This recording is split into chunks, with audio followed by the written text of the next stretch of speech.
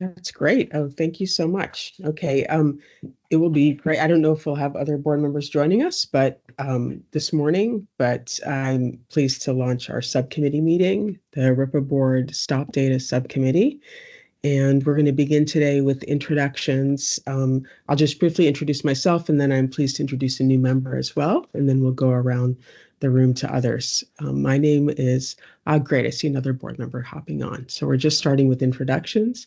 My name is Lily Kajabi. I'm a professor at Loyola Marymount University in Los Angeles in the Mathematics, Statistics, and Data Science Department. And I'm an appointee of the Attorney General's Office. And we were very pleased to welcome a new board member at our last meeting, Captain Green. He's been with the CHP for about 25 years. So in a moment, we'll go around and introduce others. Everyone will introduce themselves. But I wanted to take a moment to welcome our newest board member, Suli Diallo. And the DOJ has kindly provided me with an introductory information to share. And so if you'll indulge me, Board Member Diallo has served as Deputy Public Defender for the Riverside County Public Defender's Office since 2006.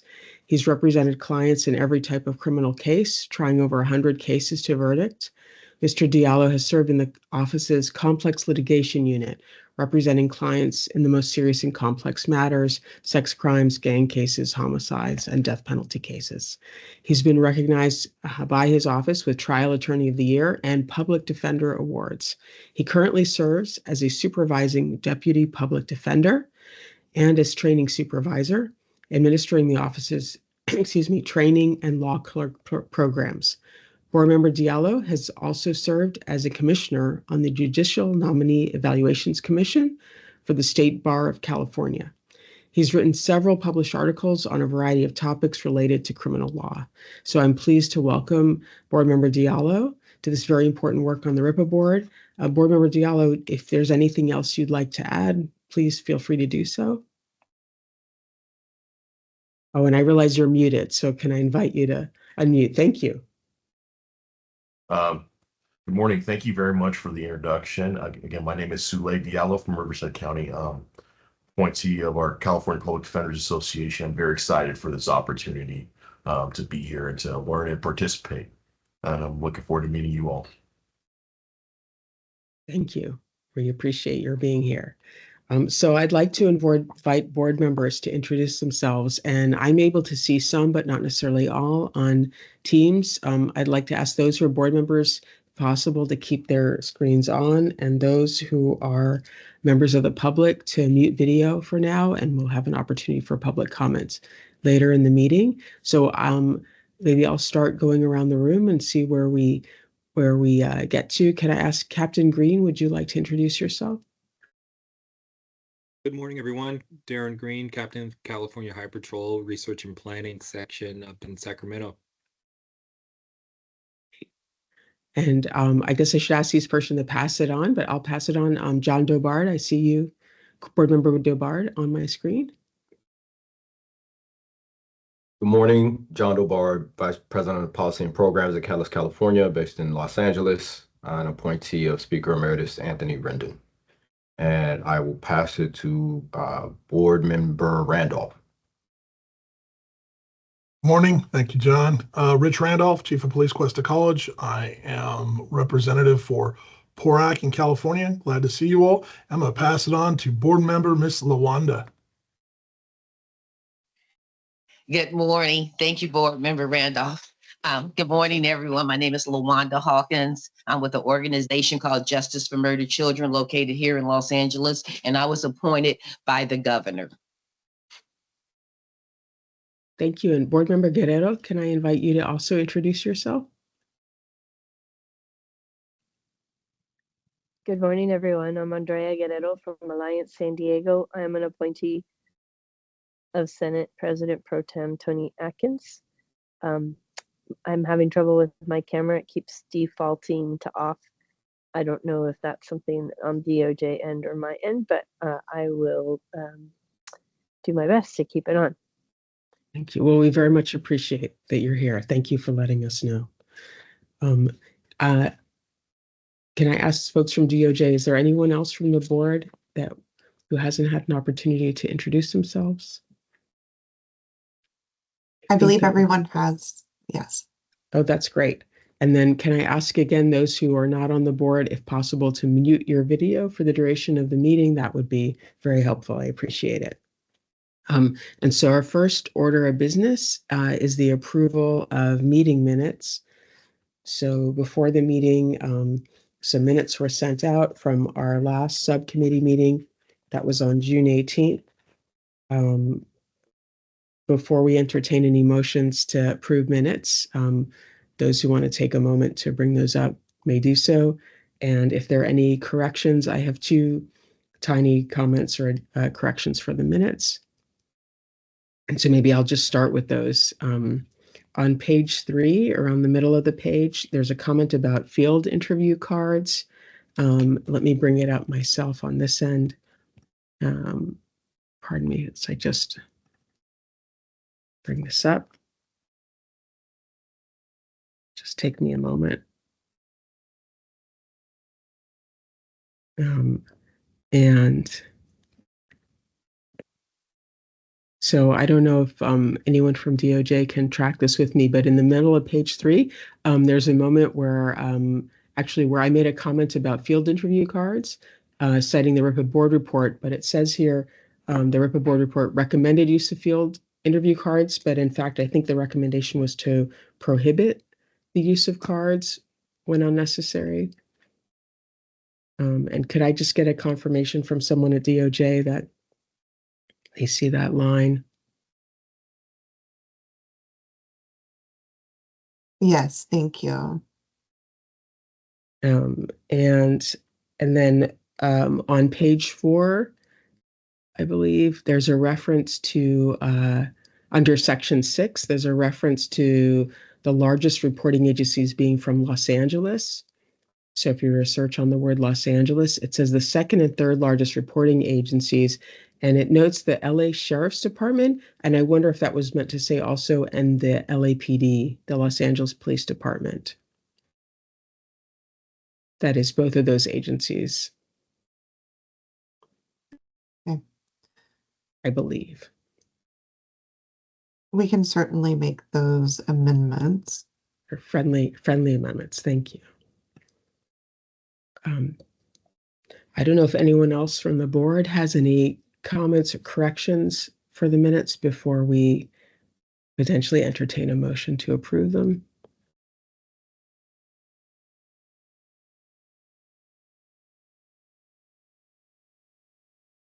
Okay, I think I'm hearing none, and so I'm wondering if there would be a motion to approve the minutes. I don't know if anyone wants a little more time to take a look.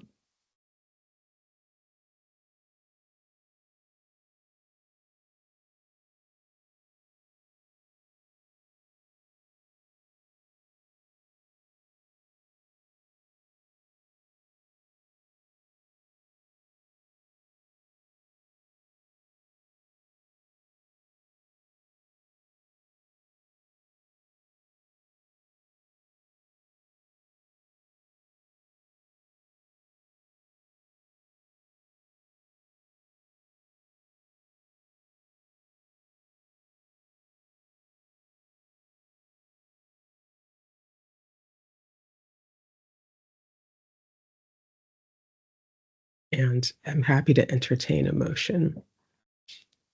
I move to approve the minutes.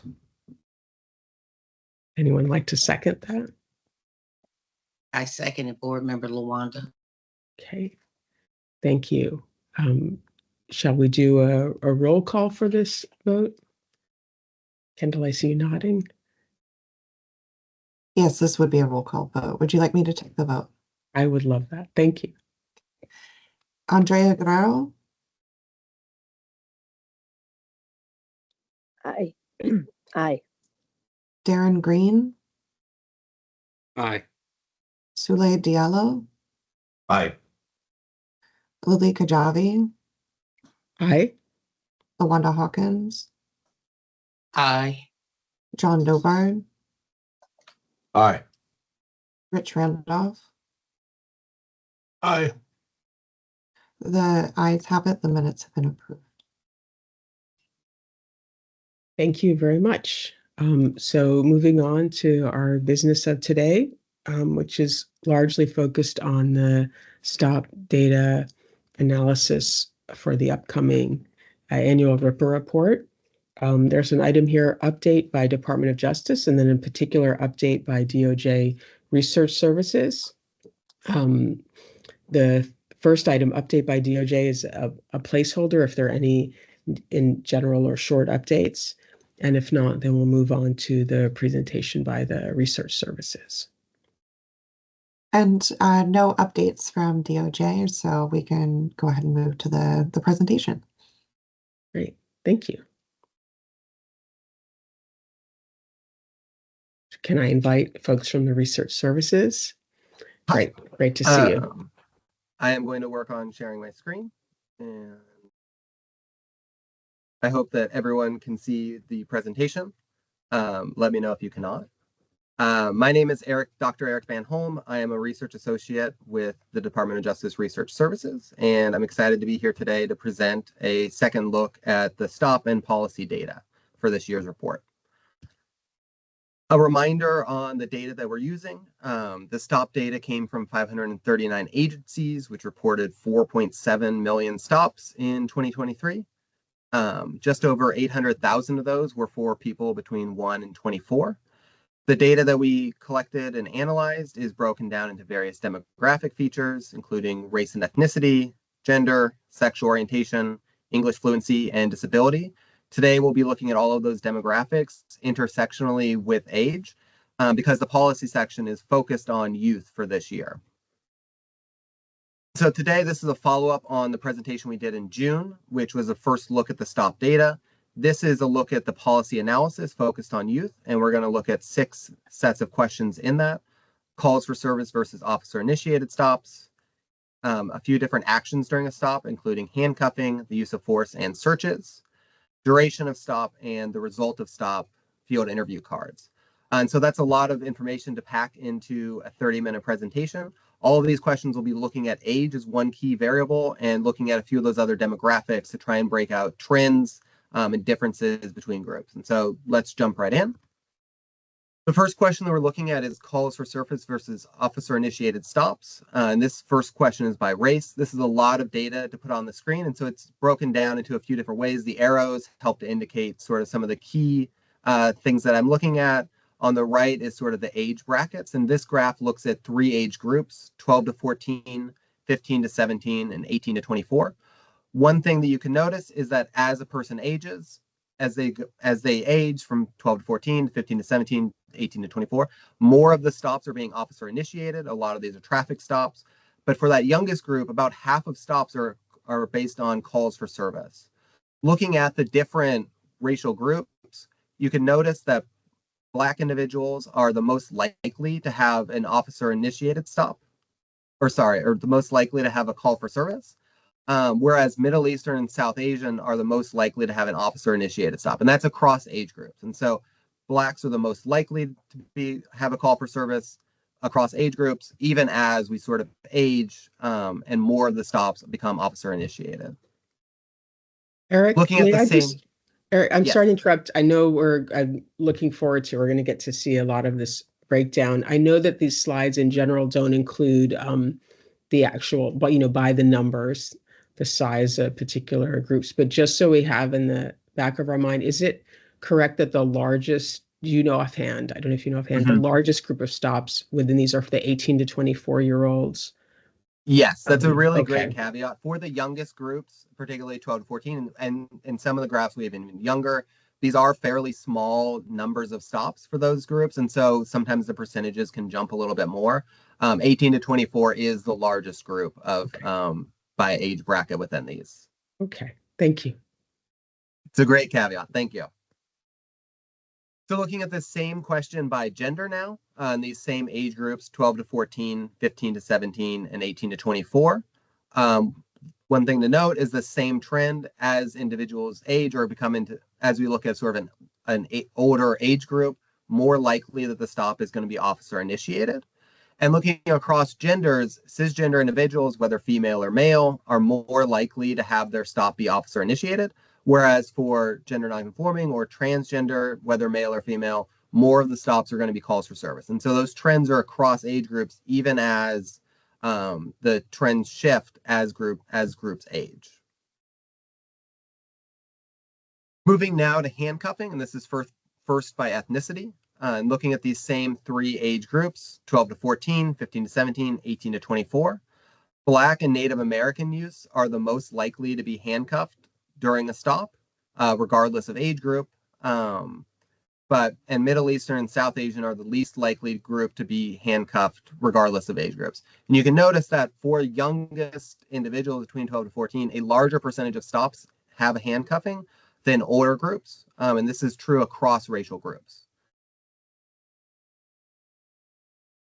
Looking at the same question by gender now, you can notice the same trend that in most cases, 12 to 14 is the highest rate of handcuffing, regardless of gender, although transgender men have a slight difference. The 15 to 17 is the most common group to be handcuffed.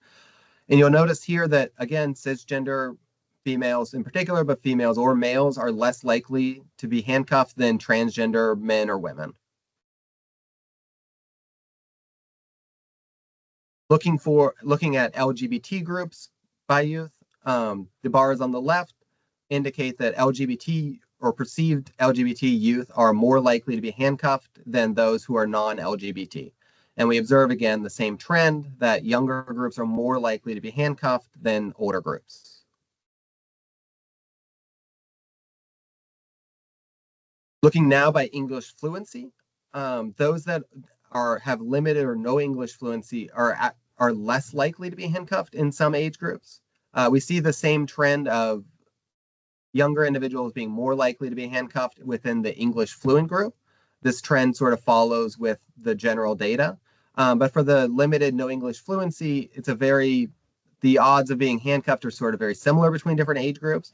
While the 18 to 24 group, it has a higher rate of handcuffing than the English fluent. The other two groups, 12 to 14, 15 to 17, are actually less likely than English fluent to be handcuffed. The final question looking at handcuffing is for disability. And here we see a reversal of the trend that the youngest groups with a perceived disability are the least likely to be handcuffed.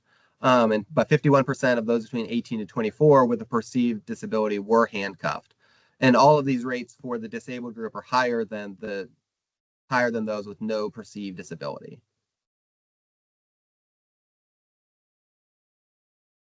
Moving now to the use of force. And again, looking first by race and ethnicity, we can see that there's less of a strong trend across age groups, although there is a small decline in the rate of use of force as groups age. In general, individuals that are between 12 and 14 have a higher rate of seeing force used than those who are 18 to 24. Again, with those young groups, that this is a much more limited sample of stops. But we can observe sort of a trend there that older groups are less likely to have force as part of their stop. We can see that here, for the youngest group, 12 to 14, Native Americans have the highest rate of use of force. And for 15 to 17 and 18 to 24, it's Black individuals that are the highest rate of having any sort of force used. The lowest rates are for the 12 to 14 group is Asian, although Middle Eastern, South Asian is very similar at their rate. And then Middle Eastern, South Asian for the 18 to 24 and 15 to 17 have the lowest rates of the use of force across all different types of force. These graphs also show lethal force, which is very hard to sort of perceive on the graph because it's such a small number of stops that feature lethal force, but those are also included. The majority of force used in any sort of stop is limited. Looking at the same question by gender, we can see that force is less likely to be used for cisgender individuals, whether they're female or male, and there's a higher rate of force used when the individual is perceived as being transgender. There's a small decline in the rate of force used as individuals age. In general, individuals between 12 to 14 have a higher rate of force of some form of force used than those that are 15 to 17 or 18 to 24. But again, with the same caveat, it's a much more limited number of data for those between 12 to 14. Looking at the use of force by LGBT, youth that are perceived as being LGBT have a higher rate of force being used than those that are not perceived as being LGBT. This is particularly clear in the case of limited force. Less lethal force, and sometimes this trend reverses. For instance, between 15 to 17, less lethal force is used at a higher rate for non-LGBT perceived youth than those that are perceived as LGBT, although limited force is used as a higher rate for that same group. But in general, for force collectively, LGBT perceived youth have a higher rate of the use of force being used.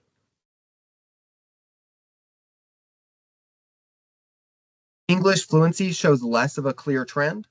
For individuals between 12 to 14, those that are English fluent have a higher rate of any form of force being used against them.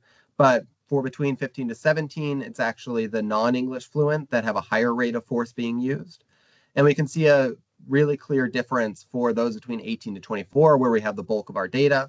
Those that have limited or no English fluency have about twice the rate of force used than those that are perceived as being English fluent.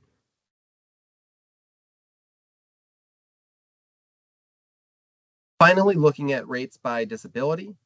Here, those that are perceived as having any form of disability, whether mental or physical, have higher rates of force being used. We can see that force is used more as individuals age. The highest rate of force being used here is for those that are perceived as disabled between 18 to 24. And so while there's a declining rate of force being used against those without a perceived disability, there is a higher chance of force being used for those with a disability between 18 to 24. And half of stops that featured an individual with a perceived disability between 18 and 24 featured some form of force, whether less lethal or limited. Moving now to the percentage of stops that included a search, and this is first looking by race and ethnicity. Here we have 5 age brackets: 1 to 7, 8 to 11, 12 to 14, 15 to 17, and 18 to 24.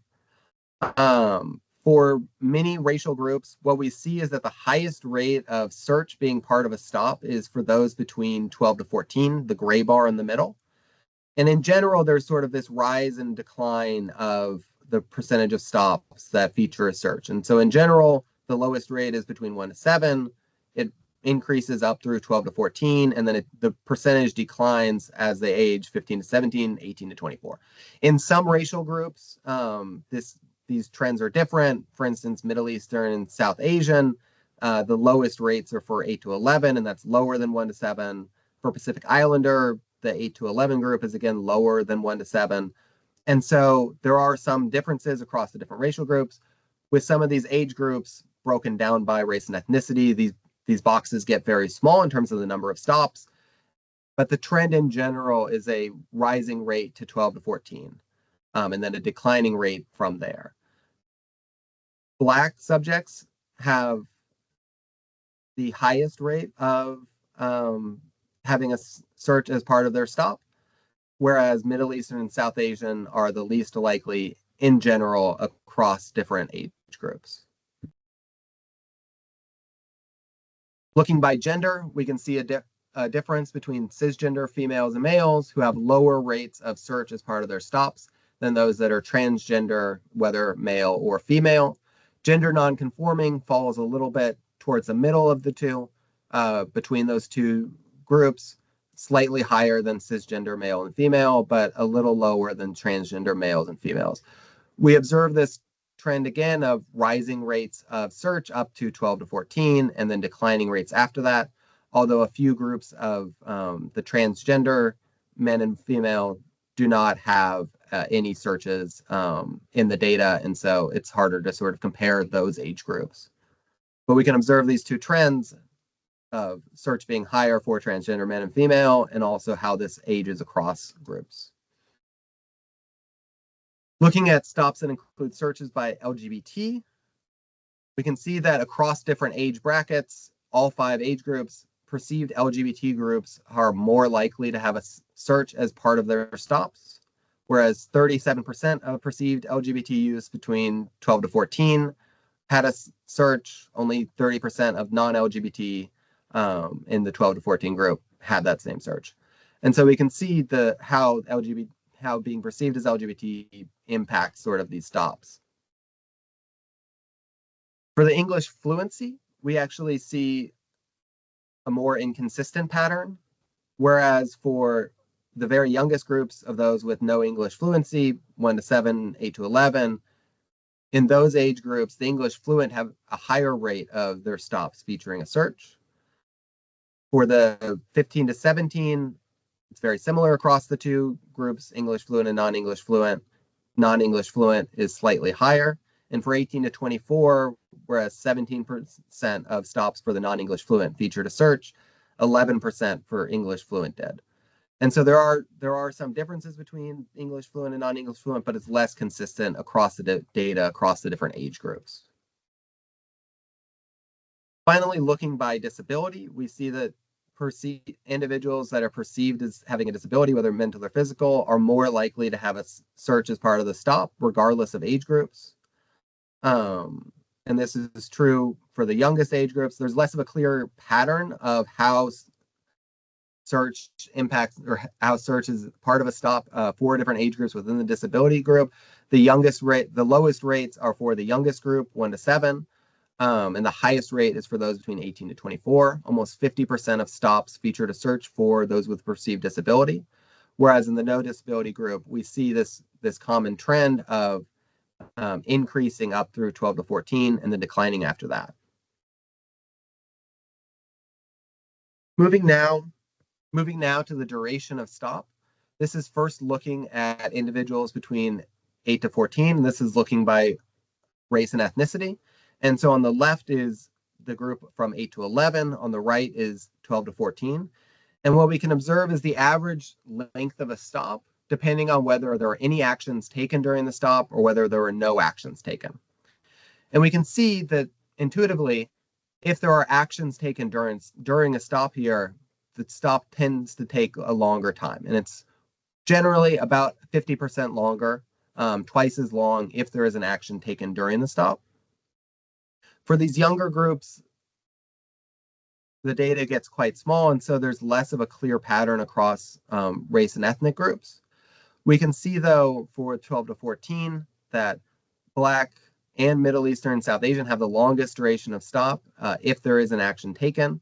For Black youth, have the longest stop if there's no action taken.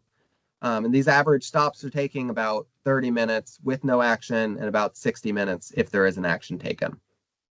May I, Eric, may I just ask, thank you. I appreciate we're going through a lot of categories here, and I invite also board members if they have questions or comments, although we'll have discussion as well, that should feel free to jump in. But these are really young people. This is 8 to 14. And can you clarify offhand, is no action imply that there's no, I don't know, if a driver were pulled over, no action might be that there was no citation issued, no arrest and so on. But I'm wondering what categories go into action here and into no action, just to get a better sense of these timeframes. And also at some point I wanted to reconcile these timeframes with I wonder if the ones in the report, I guess on the high end here, some of these look quite high to me. So sort of wondering if we could get a little more of a window in. Okay. To make sure that I'm sort of complete in my answer to that, can we circle back to that at the end of the presentation? I want to make sure that I have sort of a complete list of what actions we're taking into consideration here. Absolutely. And there may be board members who have, much more perspective on this than I do as well. And also one last thing is I notice, it really stands out for Native American youth in the youngest age group, that average duration for action taken is so high, but I was wondering if that was actually a very small number of stops, and if there was 1 or 2 stops that had, made that average much higher when it represented an outlier case. But I don't know offhand, so just some thoughts, but we can certainly go on. Yeah, I can get the exact number. I can get the exact number later, but I believe that it's really just for 8 to 11 Native American, it's like a dozen stops. It's a very small number when we get into some of the, particularly the races and ethnicities, and especially for the youngest age. And so those numbers will have sort of large shifts just because of the small nature when there's sort of one outlier case. I guess, yeah, what I'm saying is I don't want us to to be able to interpret the story that this data is telling. And I realize in the report, there's more information about the size of each group, which is very helpful. All right, please continue. Of course. Thank you. Thank you. It's a great question. So looking at the same question of duration of stop for slightly older youths, 15 to 17 on the left, 18 to 24 on the right.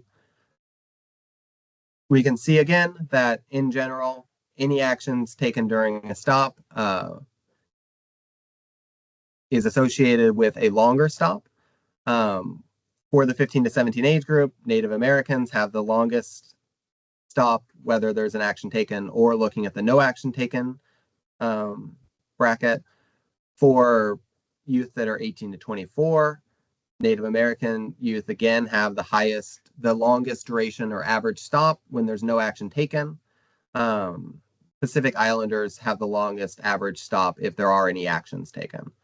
And we can again observe this trend that having actions taken during a stop is associated with about a 50 or even more of a percentage increase in how long the average stop runs.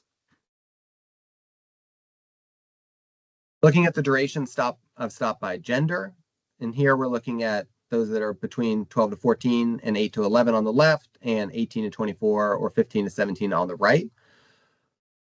We observe that there are some differences in the data, again, based on whether there's no action taken or actions taken here.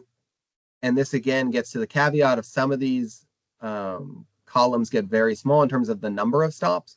For some of the cases, transgender women between 12 to 14, transgender men between 8 to 11, no action taken during a stop actually has a longer average stop than when there is an action taken. And this is, again, partially or largely the result of outliers in the data and sort of the small nature of how many stops there are involving these groups. Similarly, for transgender men between 15 to 17, no action taken is longer on average than when there is an action taken. For some of these larger, more common groups, cis men and females, those sort of reversals don't occur. What we can also observe is that transgender men and women tend to have longer stops than cisgender men and women in the data. And gender nonconforming often sort of falls in between those two groups. Looking at the duration of stop by perceived LGBT status. And this again is for all the age groups on the single slide. In general, LGBT perceived youth have longer stops on average, whether looking when there's an action taken or no action taken, regardless of age group, whenever looking at two age groups together. Average stop length sort of peaks again for the 12 to 14 group, rising sort of consistently from 1 to 7, 8 to 11, and then declining as they age into young adulthood, 15 to 17, a little bit shorter of stops. But we again observe that those that are perceived as LGBT tend to have longer stops on average.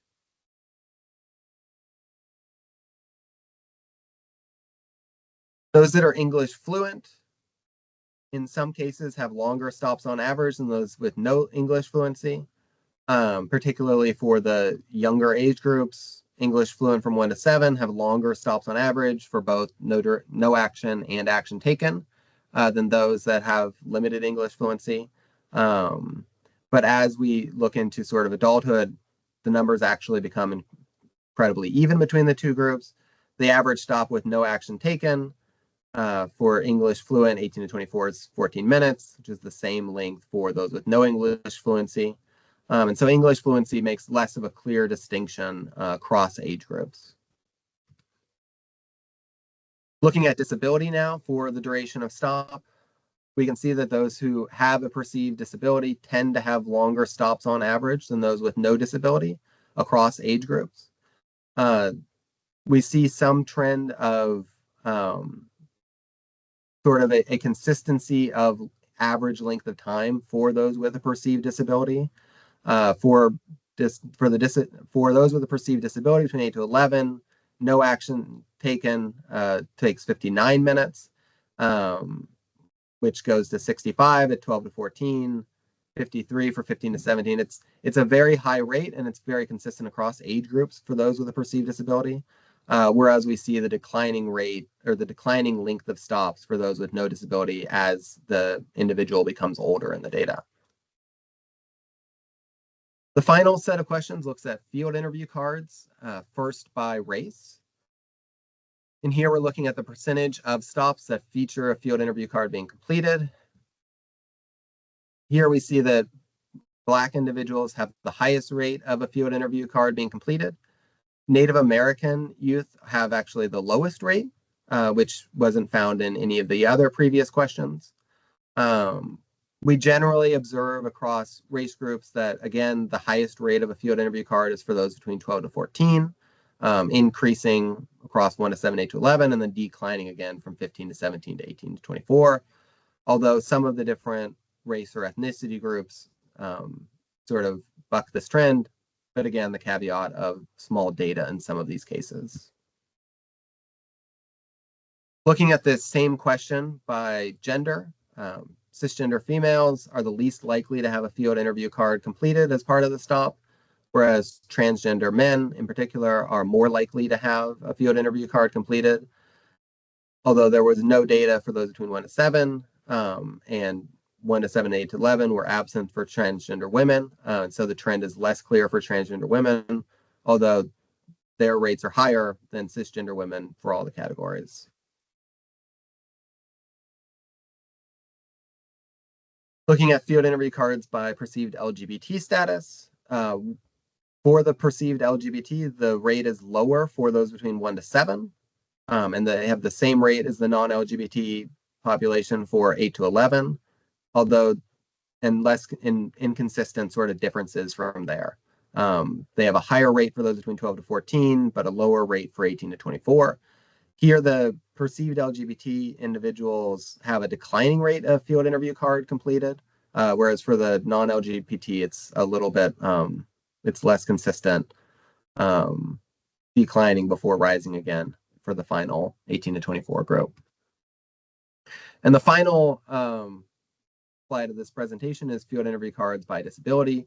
Here we see that those with a perceived disability are more likely to have a field interview card completed than those with no disability. Those with no disability have this pattern of a rising rate to 12 to 14 before declining, whereas for those with a perceived disability, their rate of a field interview card is higher at every age group. But there's no clear pattern of how age impacts the percentage of field interview card for the disabled group. And so, yeah, thank you so much for taking all that in, and I'm happy to discuss further. I guess I will continue to share my screen in case there's any questions about the different slides. Thank you so much, Eric. I really appreciate it. It's been a heavy lift, and we appreciate that this year the DOJ Research Services has looked in particular, taken this focus on youth that the that the board's report this year will center on. There's a lot of research that shows that youth are especially impacted in their attitudes and experiences by interactions with law enforcement. And so I think this is a very important area of focus. So I appreciate this was a new approach for the research services this year. I'd like to open it up to the board to discuss, of course, if there were questions or comments about any of the slides. I also wonder if we might take a moment if there's anything that stands out in this data to make sure that in the report itself that's highlighted or apparent. So can I first open it up to the board? Any comments, questions? Other?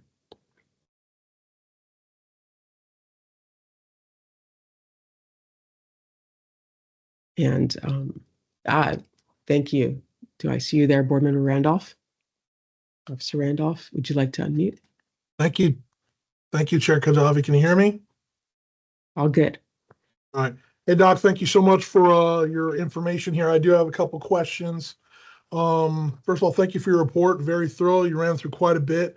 On your demographic and trans, very impressive. I was just looking at I just want to kind of go over the transgendered and the different, that's a lot of classifications there. I want to say probably how many? 15, 10. So, and I saw there's a lot of numbers there. And out of the 800,000, I mean, out of all the contacts law enforcement's done in the last year that RIPA's documented, very impressed by the 800,000 contacts, right? See, we broke it down, the transgendered, those particular contacts there. There's about 15 classifications I counted. Have you thought about putting at least, or is DOJ, this is for you as well, and Board Member Kajabi, have we thought about putting at least a margin of error on here? You've got peace officers throughout the state that are making numerous stops that are not going to ask out of respect and privacy and not to violate someone's rights. A lot of these questions we're walking down that road down there, and I just want to see if you've thought about, or it was ever thought about, a margin of error, at least throwing that up there. There could be a margin of error based on the statistical data that's presented. Yeah, I think that margin of error can be really valuable. I think that for a presentation like this, that would sort of add another layer that would make the presentation even harder to sort of comprehend. But I think it can be really valuable in the report. And as part of the report, we often report the raw number, and so that people can sort of evaluate how large any of these groups are. Okay. Apologize, just to chime in a little bit for Rich Randolph and also for the audience. So what RIPA data collects is officer option on who stopped. So the question isn't, did the officer get it right? The question is more so, was someone treated differently based on that perception? And so I hear what you're saying, Officer Randolph. But when it comes to a margin of error, it isn't about getting it right. It's, are people being treated differently based on that perception? So I just wanted to clarify that point, because the same is true across identity characteristics. So the question and what is measured in RIPA data is differences in treatment based on that perception. So I hope that clears up that question. And again, thank you so much. But if you look at the multiple slides, at least 5 of them, cisgendered, I mean, just the general public or members of the assembly are actually going to be reading this the most, really looking into them in the public. It looks like we actually have it, the number various slides looks like we're actually targeting, or yeah, it looks like we're targeting transgendered and cisgendered, and that just we're not trying to. I hear what you're saying. We don't want to, did the officer treat them incorrect or whatnot? There should not be happening. We should not be profiling people at all.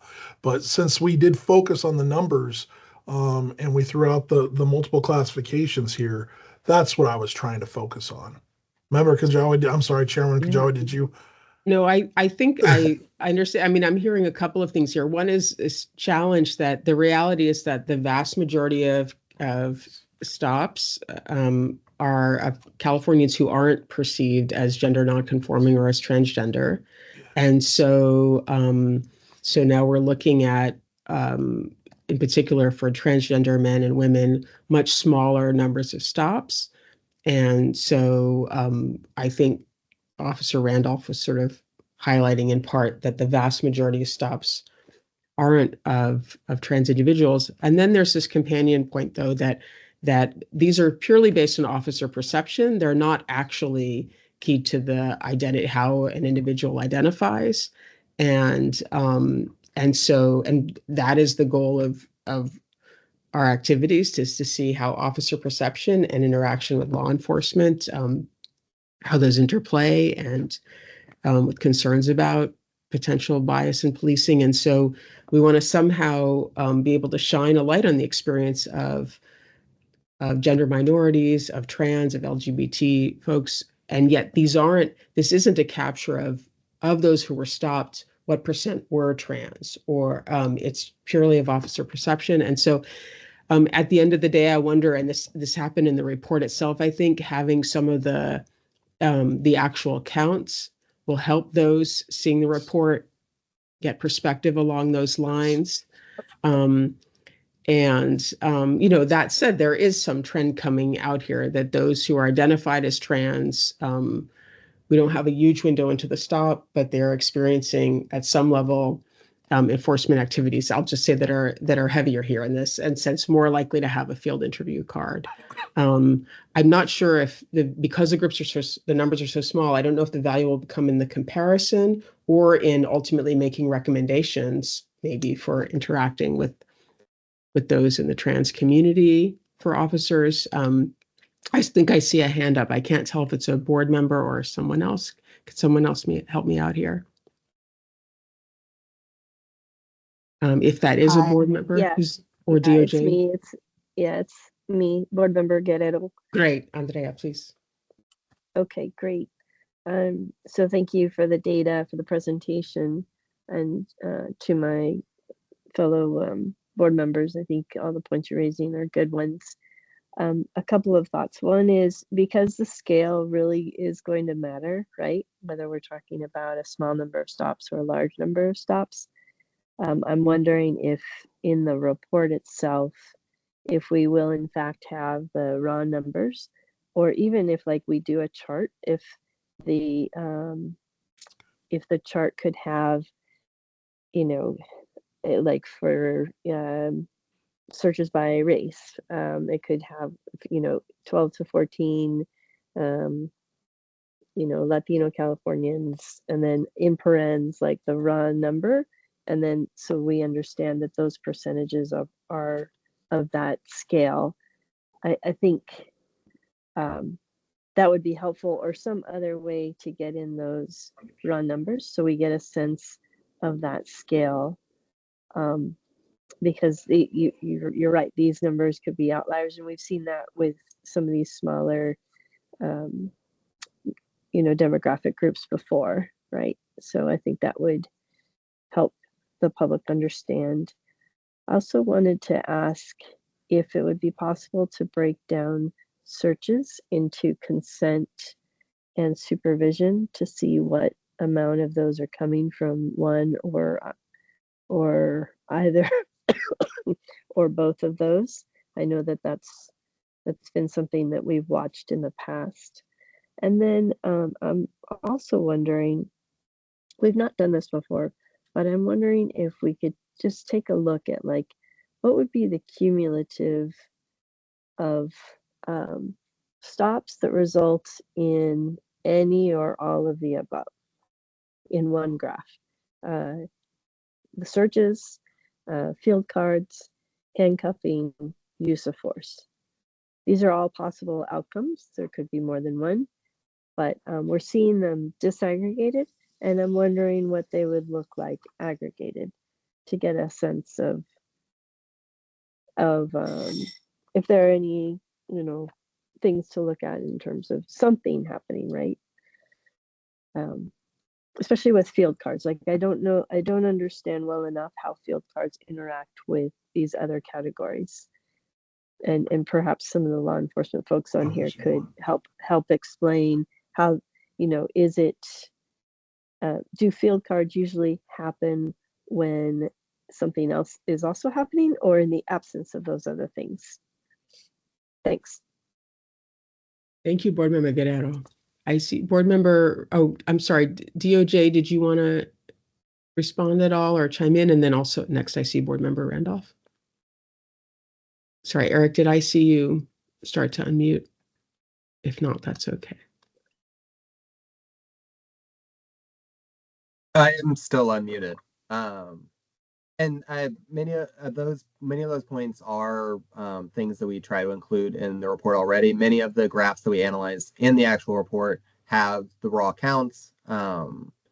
We have, and there were a few different points that Board Member Guerrero made. We also analyzed a few of the other questions around search. Obviously, this is a really limited presentation of what we'll be including in the actual report that we tried to pack into as little time as we could.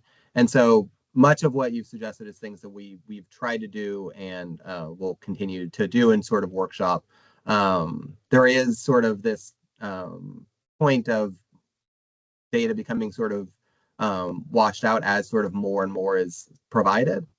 We try to balance those things to make sure that it's digestible, but we try to make sure that the raw counts are available with all of the percentages, because the question of whether, something happening 30 times is sort of has to be weighed against, well, what's the total count of those numbers? And so we try to balance all of that in the actual report. If I could just add, I mean, one way to help digest this information is to take, one life cycle of a stop. Like, what are the things that could happen? And maybe that's a breakout in the report, just so that, an example of somebody who is, stopped, and then this, and then this, and then this. Because these things don't happen in isolation, is our experience, right? There tends to be things that go together, and sequences of events, and getting an understanding of that would be helpful.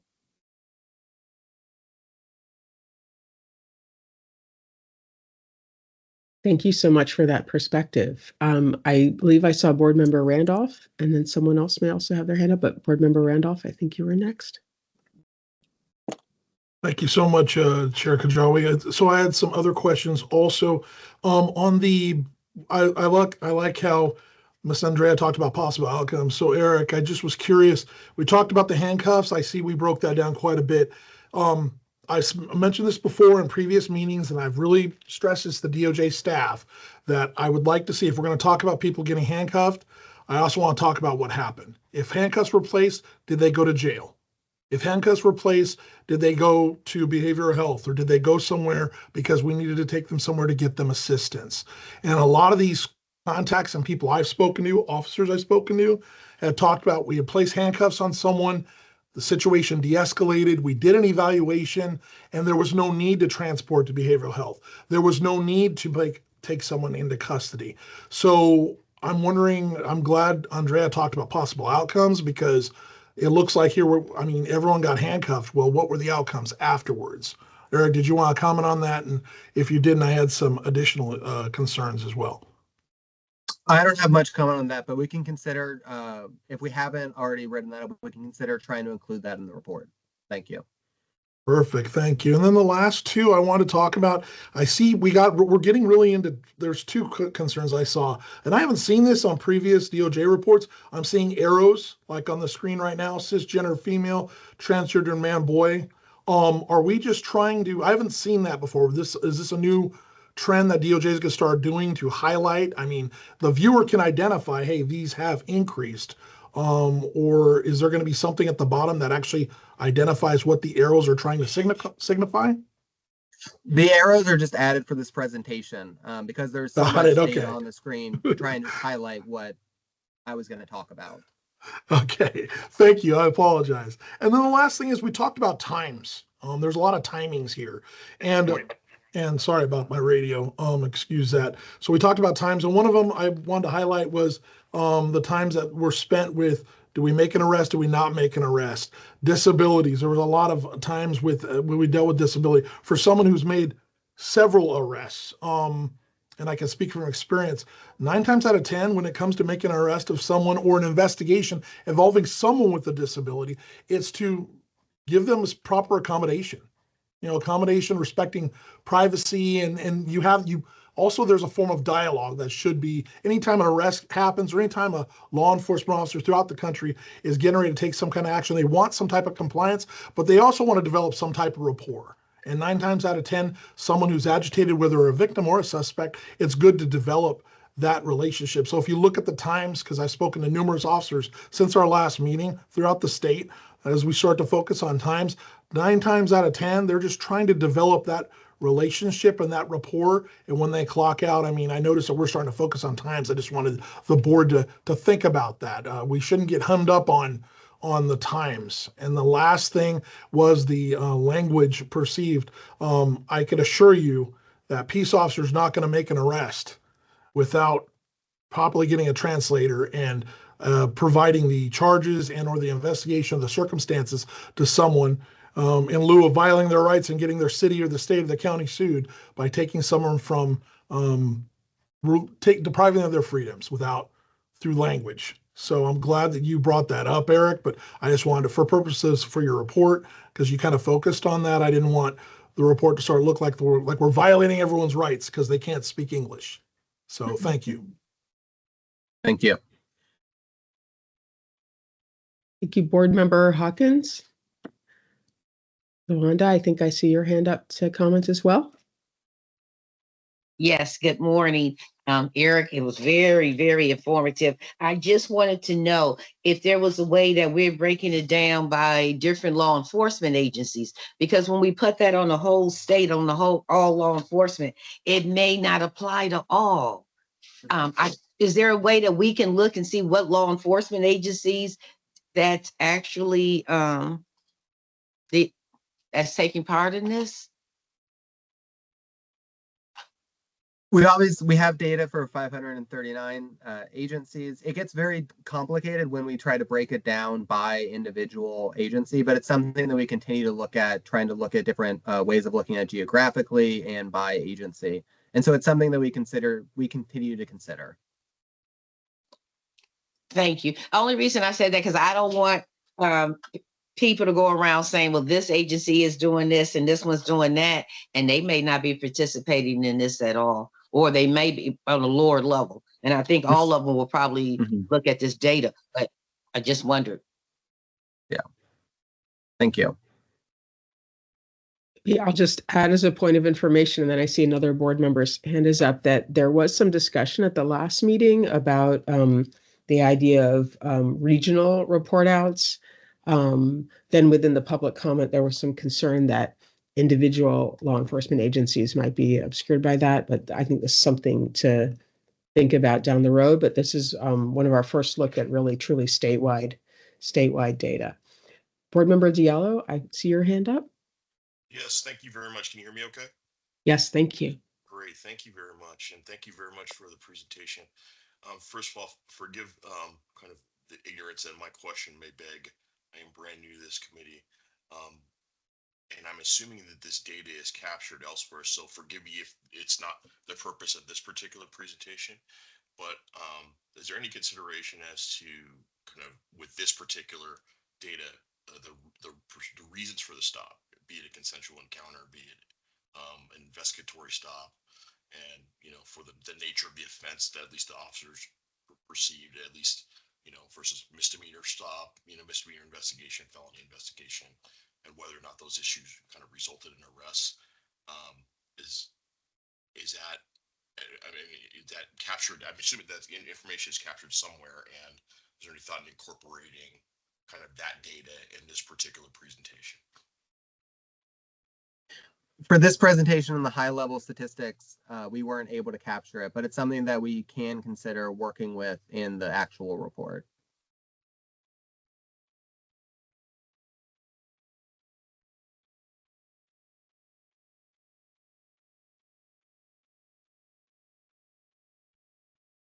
Thank you. Board Member Diallo, did you have any? Thank you for that. Any other comments you wanted to make? I was just curious. I think it would be instructive, for example, handcuff data. When you're talking about handcuff data and comparing it to a consensual encounter, you see vast disparities on what perceived consensual encounter that resulted in handcuffs versus kind of an arrest situation. I think that could further illuminate, issues when you incorporate that data. That's just kind of my initial thought, but I'd be curious to see those type of discrepancies. Thank you. Thank you for sharing that. I'd like to just add a couple of comments. This is really the first time that we've gotten a chance to look at such young, youth and really young age groups and to divide the data by that. Because there's so many snapshots that are presented here, I like to make sure that the report doesn't somehow lose a few of the trends that seem to really stand out. For example, handcuff rates, the high frequency for Black youth, in my mind really stands out. It's very striking. Also for Native American stops, although it's without seeing the absolute numbers, it's harder to get a feel for how strong a trend that is statewide and year to year, also by disability. And then in particular, when we see things like use of force, searches of Black youth.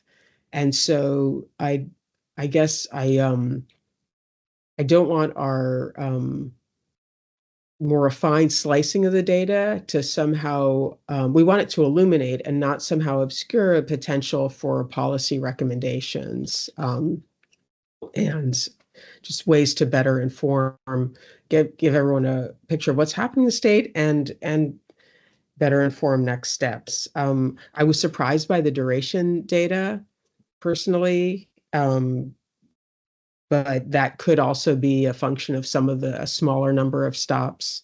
That's something we might come back to. And I also am wondering if we might, looking ahead to the report, think about tying a field interview card past recommendations to what's being seen here. And again, I really appreciate the focus on youth, given research that shows this sort of heavier impact of these interactions can have on youth. If there are any other comments about or questions about the slides, I really appreciate the suggestions that were made so far, including in the report, maybe looking at, there was the coinage, Board Member Guerrero, the life cycle of a stop. So giving folks a sense of what happens during a stop. I noticed in the report, which I really appreciate, and we'll get to the report after our break, the footnotes really listing, what does use of force mean, or what do other categories mean in terms of actions possibly taken during a stop, but it could be helpful to break down what that looks like more explicitly in the report. So are there any further comments or questions? I think I see Luanda. Thank you. I see Board Member Hawkins. Your hand is up. Yes, I'm a very concerned. I'm thankful for the data, but I was very concerned to see how many young Black youth had been exposed to law enforcement at such a young age. That's very concerning, because that's like at our middle school. And we have learned through data that that's where problems start. It's at the middle schools. Before they get to high school, something happens at middle school. And we're seeing with that data that Eric presented, it also shows at the age of middle school, they're having this contact with law enforcement, and not in a good, positive way. And I'm concerned about that, because we have people that are that look like me who are in law enforcement. And so I just need to know what is being done to counteract that, to make sure that this behavior, how do we address it? How do we let people understand that all kids need to be treated the same? And when you start that negativity with kids at a young age, it makes a lot of kids grow up and not feel comfortable with law enforcement because of the experience they had in middle school, and no one goes back to straighten it out. And there's thousands of good cops, and I mean, not even thousands, millions of them. And I just don't understand, when this happens, why aren't we sending another officer in there to counteract with the youth, to counteract that negativity, whatever experience it may be? Because a lot of our law enforcement had experience with law enforcement when they were little people in school too. So they know it could be a problem, that there's something there. And so I just would like to know, what are we going to do to counteract that? Because that's not good. That's not good. Hurt people. And we have to be careful with that. Thank you for sharing that very human perspective. Board Member Randolph, I saw that your hand was up too. Thank you, Miss Luanda, and I'm pretty sure the majority of this board, because we have kind of changed in the dynamics and are all on the same page. I'm glad you brought that up, that these contacts, Yes, there was contacts, but just because it's a contact here at Aripa, contact doesn't mean it was a negative contact, right, Miss Lawanda? There could have been a positive contact there. An officer got a call, they went to the office, possible this, and nothing bad happened here. It was positive, and I'd like to think, because I've walked in that path for 5 years at a school, various schools, right now on a school, you're walking out of there shaking hands or thank you. So we don't track that information, and I know that's not something that people have really looked into, but just because it's listed here, and I noticed there has been a decline, quite a bit of a decline. But I agree that there are still positive contacts that need to follow through if there is a negative contact. So, like Ms. Kajawi said, thank you, Lawanda, for bringing up that human perspective, because for someone that wears the uniform and a man of color, that warms my heart. So thank you.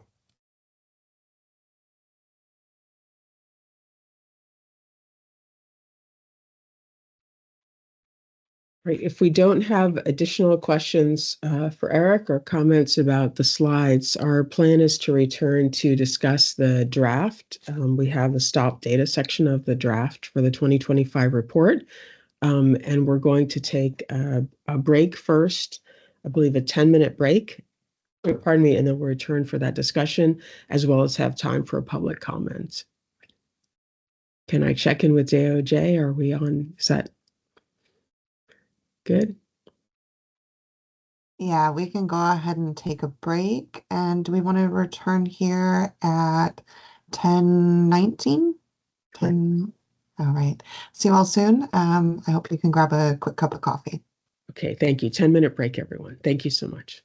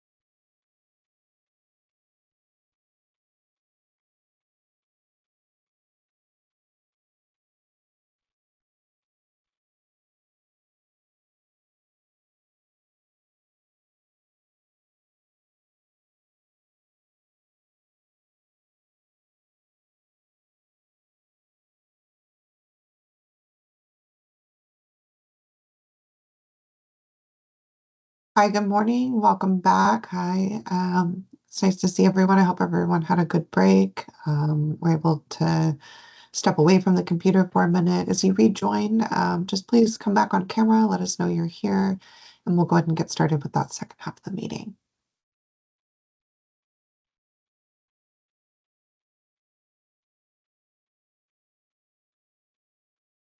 It looks like we might have everyone back. I think so. Great. Thank you so much, Kendall. I appreciate it. All right. Well, at this point in the meeting, we have an opportunity to discuss the stop data section of the draft for the 2025 RIPA report. As you all know, there's a major focus on the experience of youth interactions with law enforcement this year. And so I don't know if anyone from DOJ was prepared to say a little bit about the draft, or we can move to comments. Garrett, I see that you just popped up, Yeah. so may I invite you? Thank you. Absolutely. Thank you, Dr. Kajavi. Yeah, my name is Garrett Lindsay. Thank you, board members and members of the public, for attending this meeting and this discussion. So I kind of wanted to start a discussion of this draft, the stop data draft. So the stop data section is a summary of the work that's being conducted in our analysis of RIPA data. And I think that the stop data section can serve both as a starting point for further inquiry, a kind of a review of what we're receiving, and then also can also help provide information to people who may be refining or reinforcing a hypothesis that they're developing about stop information. And so other sections of the report may have more specific analysis of data that's elsewhere, but the stop data section is an important place to kind of improve the public understanding of the RIPA information generally. And so one objective of this section is that we want it to be more digestible, not too lengthy. So it is, the draft as presented is 39 pages right now, and it does not include all the information that we collect or analyze, and that's a lot of that will be in appendices or also in other sections. And one larger way that this draft was divided is you'll see that there's a general overview information for the first 9 pages. And then after that, we kind of dive into a more specific discussion of more specific youth related information, including kind of a discussion of the cycle to stop with youth, and also how youth intersects with other characteristics. So this draft is not designed as like a presentation. So I can share the draft, but I don't know how much. I think it would make more sense maybe to kind of open up discussion if folks have about this draft first, before I might do something like kind of page through it. But I think, as it's not designed really as a slice of presentation. But I'm perfectly willing to kind of go through section by section if there's interest in that from the board, if that would serve to move the discussion forward. But I think that I would rather have discussion more than just kind of reciting what's on the paper. Yeah, so I guess I think I would definitely like to hear what the board would like to do with this time. If there's specific kind of discussions that we want to have right now about the draft, that's appropriate, and if there's an interest in kind of moving through the draft or particular sections of the draft, that's also something that I can do.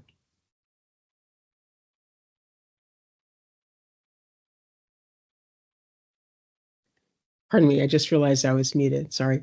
One thing we could do is open it up to the board. If folks have particular comments, we could do that section by section.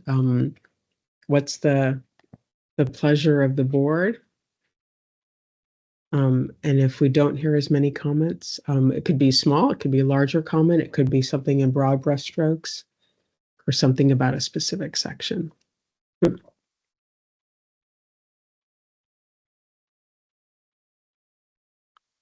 So I think just to get us started, can I just share a couple of some of these are small, but they're all meant to be constructive, and some of them may spark other discussion. First, a totally minor note, I realized, and it could be my aging eyes, but when I printed things out, it would be great if the graphs are ones that when you print them in black and white also have a high contrast.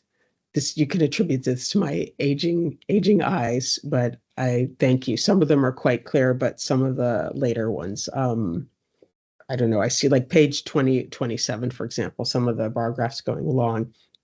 I found it harder to tease out. That particular one's labeled the percentages. So that's just a general, I guess, general comment.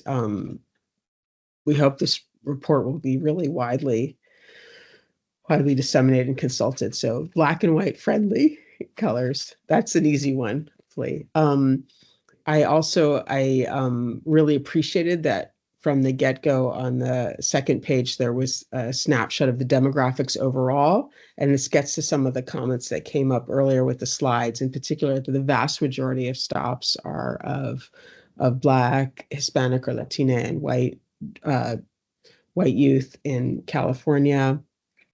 And so that will give us some perspective on some of the other quantities. First of all, also, I'd like to apologize. I'm recovering from food poisoning, so I'm a little draggy today. Please just bear with me. I did have a comment.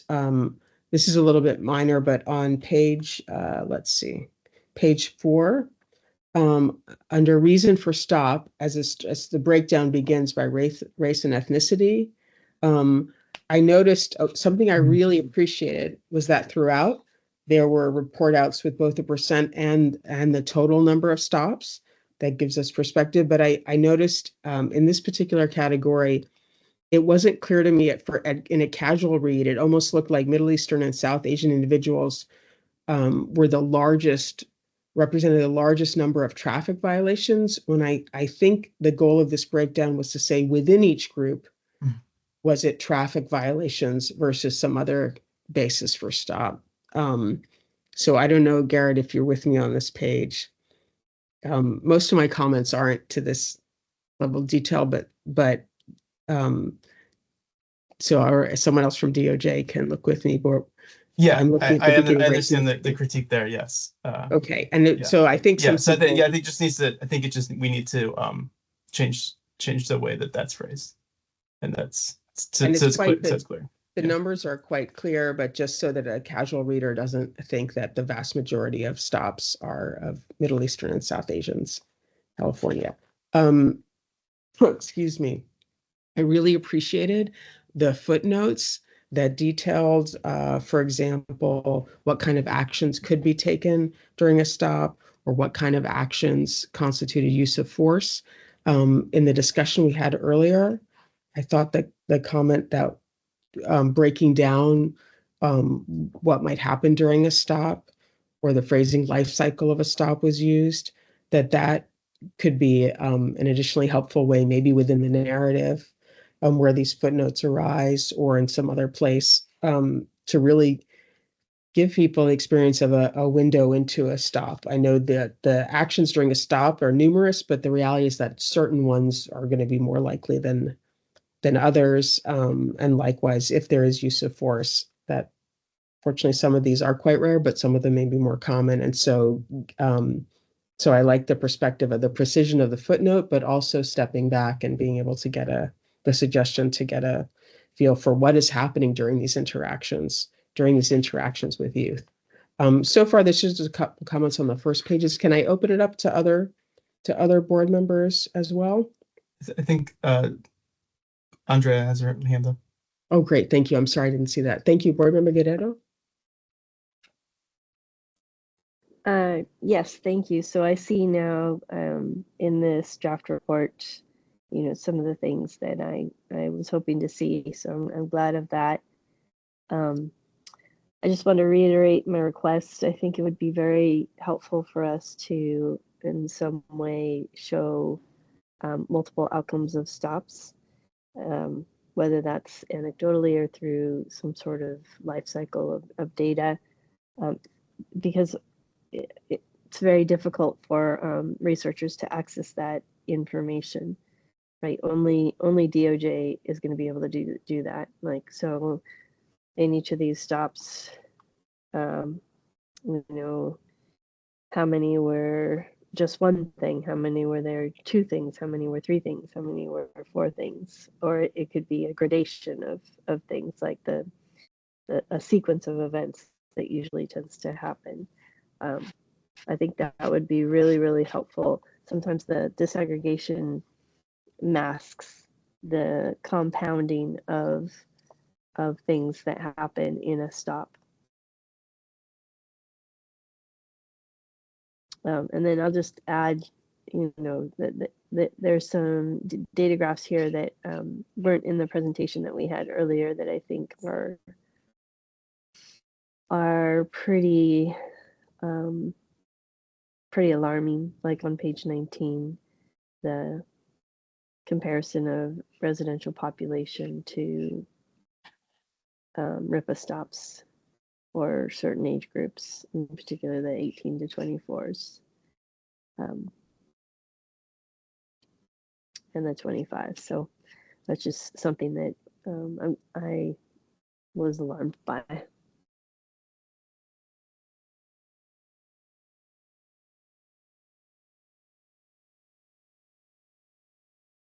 And I'll just add, it's true that because there are so many different sections here, I think just a general through line, we'd like to make sure that any findings that really could point to policy, I realize this isn't the policy section, but point to policy recommendations that don't get sort of lost in the shuffle, so to speak. I also, I noticed the comment on results of STOP where we know that, for example, Black youth are disproportionately stopped. We know that they're disproportionately, from the previous presentation, handcuffed or exposed to use of force, but at the same time, they're also disproportionately likely to have stops resulting in no action taken, which, I mean, it does raise some questions about, are there stops that were unnecessary, or somehow the threshold for a stop or the threshold for that interaction different for different groups? The data seems to say yes. And so even though this is the Stop Data Committee, I'd like us to be thinking about policy or, sort of constructive actions that can move us to a fairer space. I also, I apologize for sort of jumping around here. On page 30, on which goes to use of consent, requests for consent. Just as one example, so I'm looking at figure 22.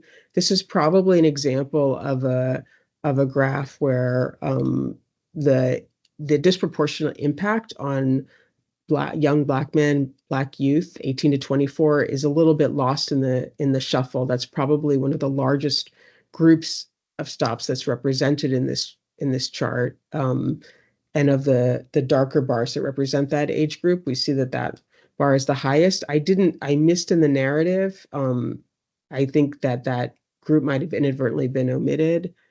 But I point to this as an example where it's probably an example where the group being impacted most dramatically, in this case by request for consent search, I don't want to somehow lost in the shuffle of the data. I really appreciate, I have to say, I meant to start with a thank you. I really appreciate the work that DOJ has done, especially this year. This is a different approach for us to focus purely on youth. I think this was a really great recommendation from our board co-chairs and from the board to really have impact, but it means that it was really a newer undertaking. So I appreciate that very much. Can I open up? Are there other board members who'd like to comment on this particular section?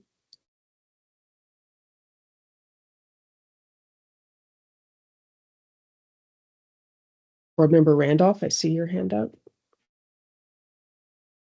Thank you so much. Garrett, I just had a question for you. Looking at the report here, page number 6 on third paragraph, RIPA data also shows the number of minutes on a stop when an individual takes an officer to complete. Disparities in stop duration could offer additional insights into whether bias affects policing, especially in cases where stop results in no action taken. That is totally false. The data that's collected here is there's all kinds of anomalies that fall through in this data.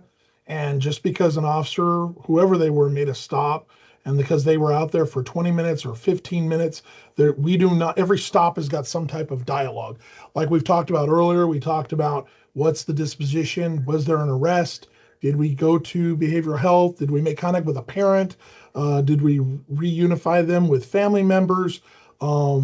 Sometimes a call could go from a consensual contact could go up to 40 minutes. Okay. And that's a pretty strong statement right there. Just because I'm on a T-stop or a ped check with someone for 45 minutes to reunify a missing juvenile with their family member, that's the one I'm thinking about right now. So mom could come down and get them. Can you further elaborate on that, or where you guys were coming from with that statement?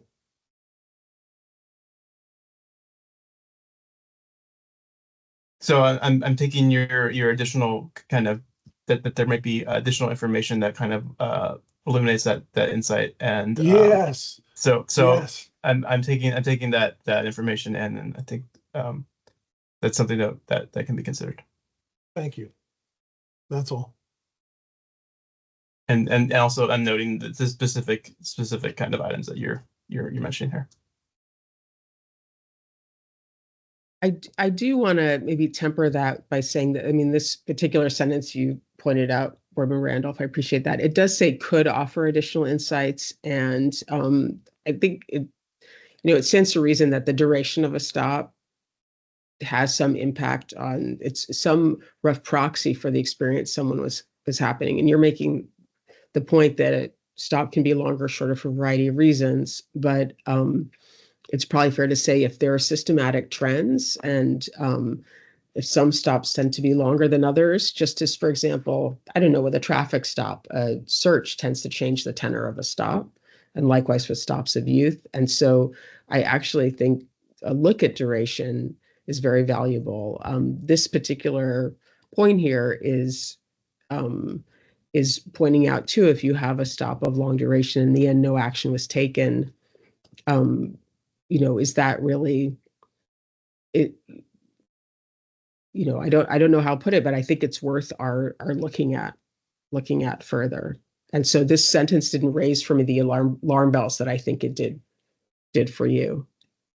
Well, I think it's an opportunity for something constructive to come forward. I totally then maybe reworded. I think it's misleading and it's incorrect. And I would not be doing my job being a representative of the peace officer profession. And once again, this goes back to, I'm so happy that we're here working together on this. Is just board members going on a ride along and experiencing and seeing law enforcement in action on that. And I'm thinking about a particular T-stop of actually, a missing juvenile, where we found the missing juvenile and we contacted the family to come out. And that did take about 25 minutes.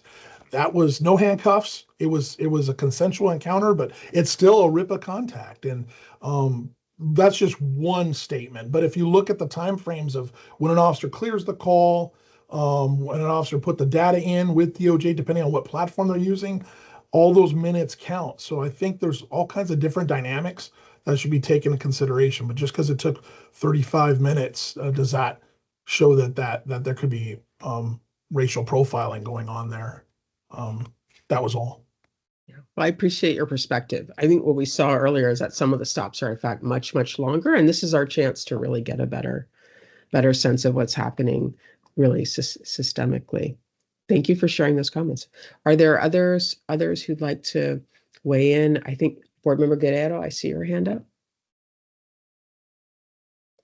Yes, I don't want to get ahead of anyone who hasn't already spoken, so I can wait.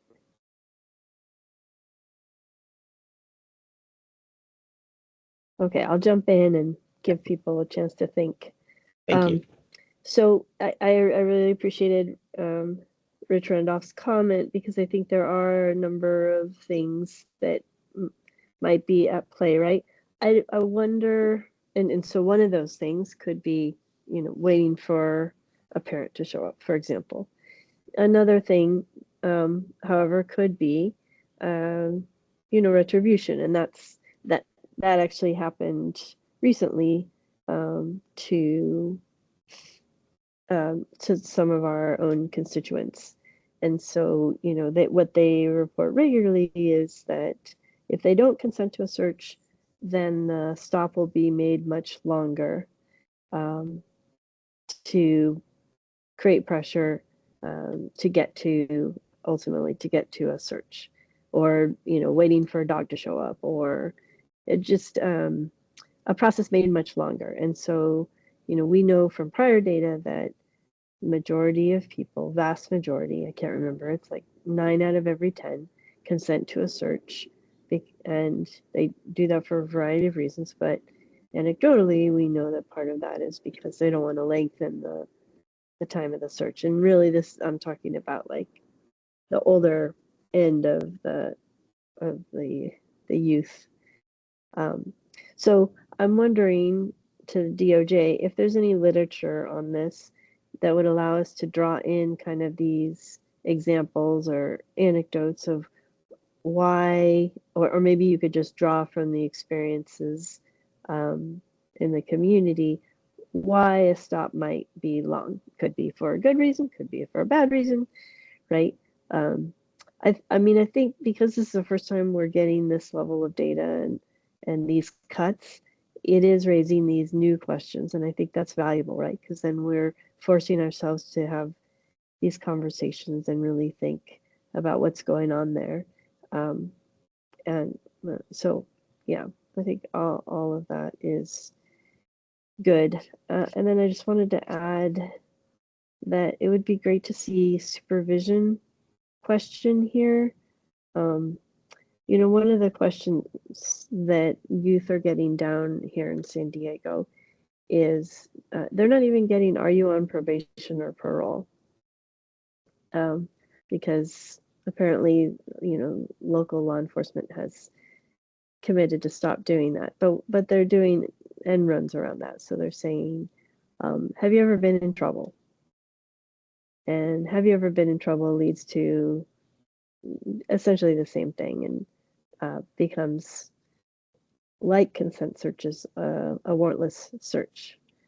So that puts the person who stopped into a precarious position.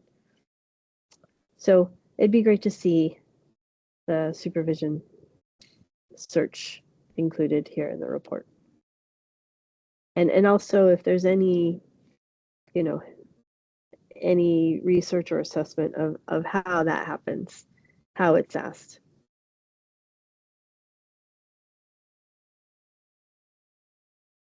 And I know we collect it, right? But I don't see it here in the analysis. I see the consent search stuff, but I don't see the supervision stuff, which we have reported in the past, which I think is really helpful, because when you add up, this is a problem statewide, except for CHP, which only does or has eliminated warrantless searches for the most part. When you add up the consent searches and the supervision searches, they turn out to be quite a large share of the searches overall. And for some departments, it's, it's up over 75% of their searches. So I think to understand what's going on with the youth in California relative to these searches is really important.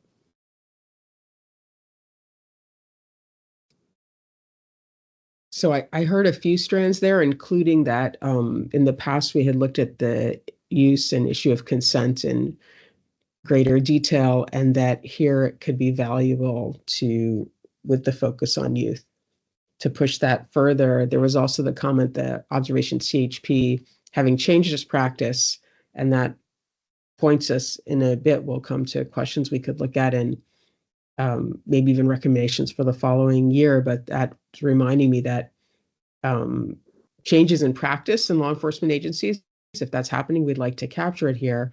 But in this case, because this is a focus on youth, it's unlikely to be represented heavily in the CHP data. And so we should be able to take a look at consent in a meaningful way statewide, even with changes potentially on the CHP side. I appreciate that very much. I also, yeah. Oh, I mean, yeah, CHP is, this is like, at this point, it's now 45-year-old policy. So nothing new on CHP's end, right? It's just something that we have come to understand is a difference between CHP and the rest of law enforcement. But I think there are two kinds of warrantless searches: a consent-based search and a supervision-based search. A supervision-based search is, are you on probation or parole? But that is asked a variety of different ways. It'll, it's in the RIPA data. But like for this group of Californians, I think we need to understand not just the consent-based searches, but also the supervision-based searches, so we can see if and basically how that compares to the overall population, because the amount of warrantless searches going on in California is quite high, agency by agency, and it'd be good to see if that differs at all for the youth. Thank you. I also heard embedded in that the phrasing, sort of how are these requests made, and I wonder if, I don't have any references at hand, but there might be some social science research, not just in terms of consent, but for warrantless searches and others too. What do these interactions look like? You gave the example of the phrasing, have you ever been in trouble? And yeah, that would be great. That would give great perspective to the report. Thank you. Are there other comments, suggestions, questions for our DOJ research services?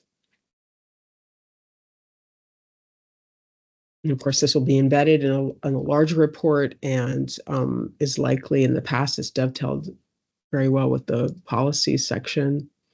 But of course, there's more to the report coming. But are there any further comments about this section in particular? I really appreciate all the suggestions and comments that were made so far.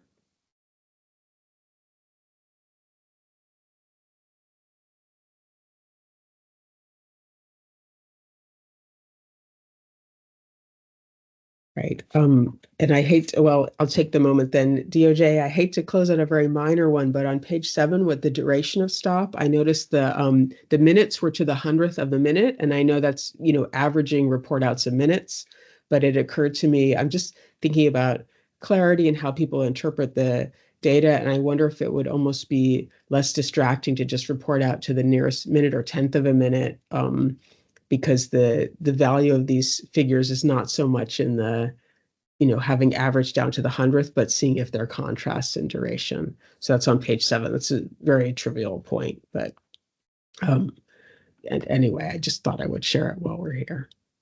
Just thinking about what conveys the picture of what's happening.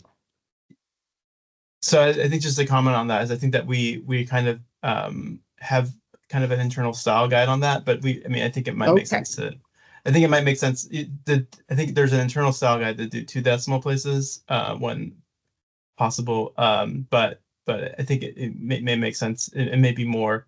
I think there might actually also be some confusion with presenting it in that way, in that I think folks might read that as seconds, and then they might Yeah, there's also I some additional appreciate confusion there. Yeah.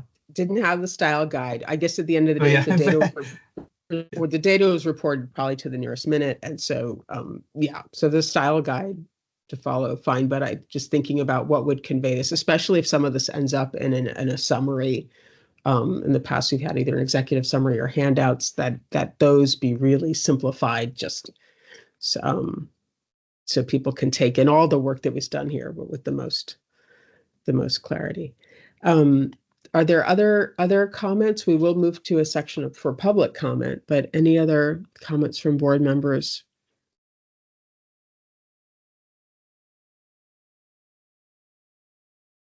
Right. Well, thank you so much. Again, I really thank you to DOJ. I'm very much looking forward to the report this year. And so we'll move to the public comments section, and then we'll have time to discuss sort of next steps, maybe even looking ahead to the following year, voting on any subcommittee actions. Thank you again, Garrett. Thank you. Great. So thank you. So I'd like to open up our meeting to public comments. And in the past, we've sort of, for those who are able to indicate raising their hand on the Teams platform. That's one way for me to see you. And in the past, we moved from Northern to Central to Southern California. So we'll try that out here. And we invite all members of the public to comment, and in general to keep their comments somewhat brief. And as been a habit in the past, the board doesn't respond directly in real time to comments, nor DOJ, but we absolutely take in and share everything that was said, and it informs our future steps. So can I start with Northern California? Are there any commenters, members of the public, who'd like to comment from Northern California?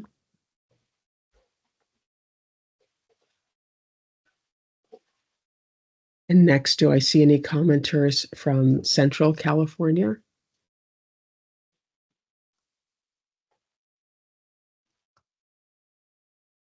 And I see a couple members waiting in the wings who I believe are here from Southern California. So if you'd like to indicate raising your hand on the Teams platform, and right now, so far, I apologize, I don't know your full name, but I see the Jamaican coded as the Jamaican. Welcome. Thank you. The first thing that I'd like to see in the next report is what steps the research group, who I think seem to be leading this process, what steps have they taken to determine or verify or validate the integrity of the data upon which they so obviously rely and expect us, the members of the public, to make equal reliance. It is my observation that the data that is being used has no integrity whatsoever. Now, what I've done is that I've looked at data from the larger NEAs, and each time that I've examined anything, I find it wanting. And I direct this board to comments that were made last year, just about this time. There were two members of the board who said that the data, the quality of it, was so poor that the public would not stand for it if the public were aware of it. So if we are going to put a report out, let the public be aware of what the data is like, what steps the department has taken according to its mandate to validate that the data is reasonably representative of the truth. The data cannot be perfect, but it can be good. It is neither. The second item, the CHP's behavior in Oakland. It demands immediate attention. They are using traffic stops as crime deterrent measures. That cannot be allowed to continue. It is the obligation of the California Department of Justice to put a stop to it. Thank you.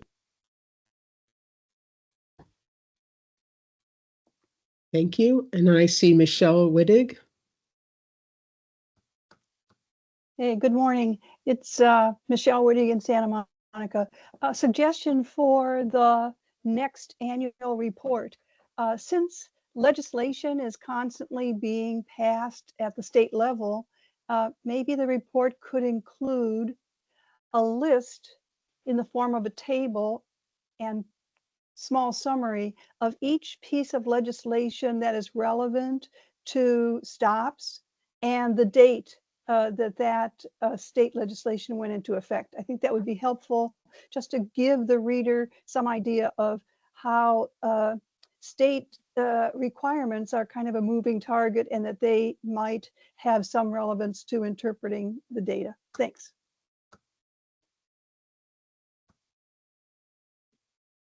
Thank you very much. I just want to open it up for a moment. If there were any further members of the public from any part of the state who didn't have a chance to comment yet, who would hope to today?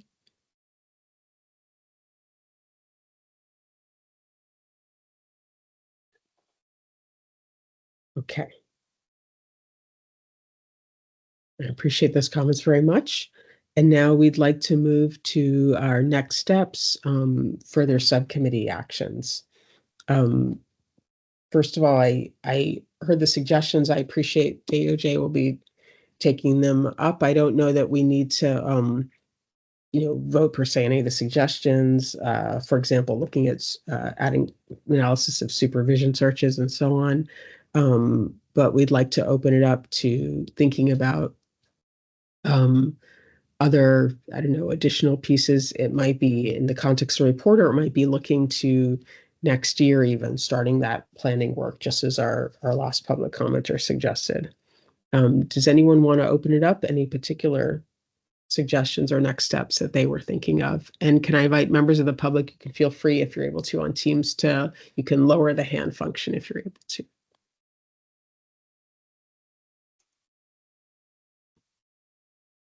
Any comments, thoughts from any board members?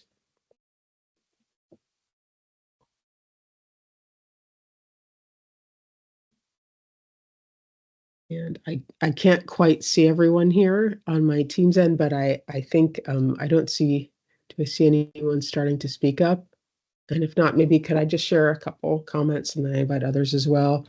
I was thinking a bit ahead to next year, and I was thinking about, we had at a previous board meeting, we had representatives from CHP and the LAPD talk about their practices around consent searches, CHP making purported changes in their use of consent. And so it may be of interest to see how that tracks through the data. And now that we have statewide data, in particular next year, to be thinking to ways to look at particular agencies, both so that as we look at statewide, the smaller law enforcement agencies aren't sort of, lost in the shuffle, if you will, because the reality is that the large number of stops conducted by CHP, by LAPD, by the LA Sheriff's Department may dominate the data set, and we want to be able to see both what's happening at agencies that purport to making changes, but also what's happening at smaller LEAs. And so looking ahead to think about an analysis that might focus either on areas or particular agencies, and especially tying those to past board recommendations, such as around use of consent. I also encourage us to think about how duration of stop data might shed some light on the experience of individuals who are stopped. We had a sort of beginning discussion of that, sort of it percolated up a little bit in our look today at youth, but it seems sort of there's more to tease out there. Also, I wanted to put on our agenda, or highlight again, we talked in the past a little bit about a data dashboard, that is the state DOJ making data available on a dashboard. There was a period that there was statewide data available. Many individual law enforcement agencies have posted RIPA data, but I think it would be fantastic if we could see a statewide effort again. So these are some of the things that or ideas I was thinking about. But especially I want to highlight the idea of looking at data that's tied to board recommendations, past board recommendations, to see if there's movement. There was also the suggestion I heard today from public comment about a summary of legislation relevant to stops. And that would tie in very well to looking at board recommendations, what's revealed in the stop data, and also how the legislature has moved potentially on actions. So that's sort of a collection of themes or ideas I wanted to put out there. I'd like to hear from any other board members, other thoughts about this process and looking ahead to next year's report even. Of course, the board as a whole will decide on goals for the report, but this is our opportunity as a subcommittee to sort of start percolating on that.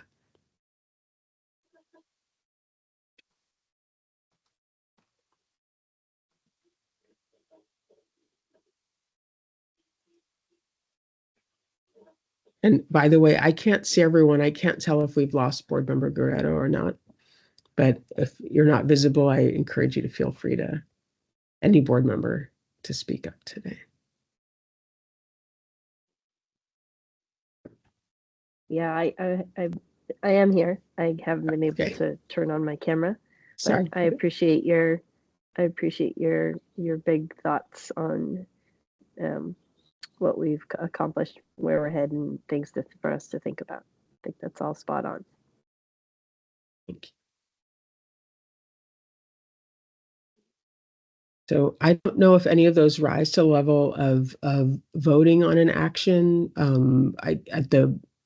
At the board as a whole will decide on and ultimately vote on focus for the report. We could, I imagine, take any of those and as a point of affirmation or I guess disagreement, decide to vote. But sort of I'm comfortable either way. I'd like us to have board and our full board meetings that are just open to a wide range of sharing of ideas and viewpoints. So we could make a specific recommendation for having within the report for future years possible focus. I wonder if others haven't had a chance to reflect on that yet, if we should allow more of that to come out at the full board meeting. Or if anyone here feels that there's some specific recommendations we'd like to make as a subcommittee, this is an opportunity for us to do that as well.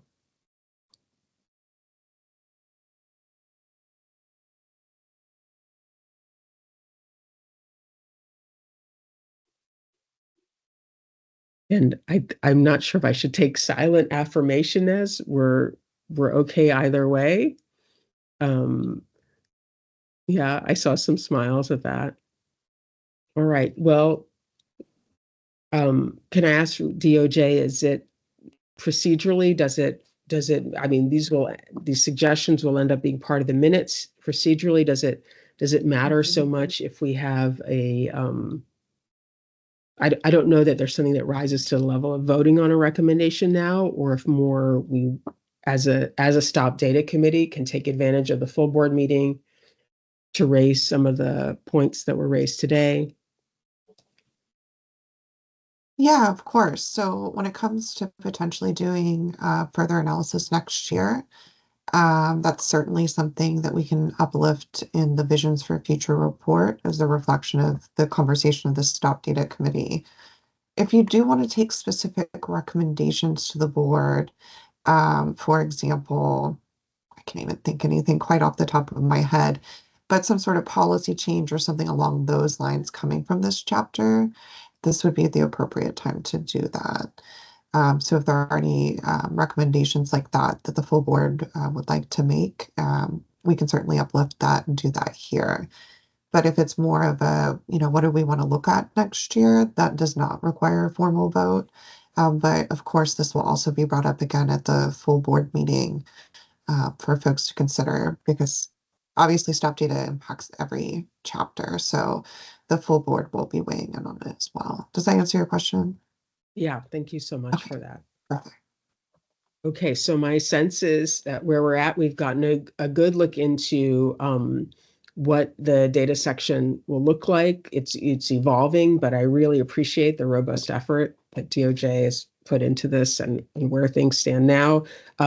Some of us are on other subcommittees and will have a chance to participate in that way. And then can I ask DOJ, I don't know if anyone has the dates in front of them, to remind us of our next board meeting, actually our next two full board meetings? Yes, of course. And thank you for the nudge on that. So we do have two upcoming board meetings. Of course, my computer is frozen, so I'm going to ask one of my colleagues to chime in. But those board meetings will be taking place in October and November. The October meetings typically where we do the vote on the recommendations coming out of the subcommittees to the full board. So that next one's going to be October 16th. It's going to be at 1 o'clock and it will be virtual, although DOJ will be hosting a location in Oakland. The last full board meeting will be taking place in November. We're still working on noticing that publicly, but the last full board meeting is when the board votes to approve the report. So the October meeting is really voting on recommendation, and the November meeting is to approve that final report. And then the 19th will be the third full board meeting, but the upcoming one is going to be October 16th.